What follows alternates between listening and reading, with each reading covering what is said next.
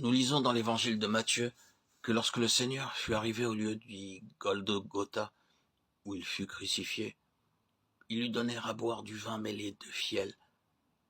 Mais quand il l'eut goûté, il ne voulut pas boire. Le châtiment de la croix consistait à faire agoniser un homme jusqu'à la mort. Mais il était d'usage d'atténuer les souffrances du crucifié, en lui faisant boire du fiel mêlé de vin ou du vinaigre. Le condamné acceptait donc tout ce qui pouvait un tant soit peu soulager ses souffrances. Cependant, notre Seigneur fut une exception à cette coutume.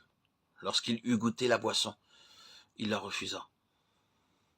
Pourquoi refusa-t-il ce breuvage? Parce que sa croix n'avait pas la même signification que celle des autres hommes. Les autres pouvaient éprouver du ressentiment à l'égard de ceux qui les avaient condamnés à une telle mort. Mais aucune ombre n'obscurcissait l'âme de cet homme, et son esprit était tellement libre qu'il pardonnait même à ses tortionnaires. Dans une telle situation, il a pu prier ainsi: « Père, pardonne-leur car ils ne savent pas ce qu'ils font. » Cet homme avait été faussement accusé, flagellé, insulté. Il avait été rejeté par les pécheurs, même par un pécheur cloué sur une croix. Mais rien n'a émergé de lui-même pour lui faire désirer un quelconque soulagement de ses souffrances. Nous déclarons porter la croix, mais nous nous empressons de boire le vin et le fiel. Soyons bien conscients de cette vérité. Si nous avons besoin d'un quelconque antalgique, la croix que nous portons n'est pas celle de Christ. Il était tout aussi sensible que nous-mêmes à la souffrance. Mais il ne s'est pas irrité à cause de ses souffrances. Il les a volontairement acceptées. Il n'y a que ceux qui pensent que leurs difficultés sont de peu d'utilité, qui ont besoin d'une potion antalgique. Hélas, beaucoup d'enfants de Dieu croient porter la croix. Mais nombreux sont ceux qui, les voyant, savent comment ils portent cette croix.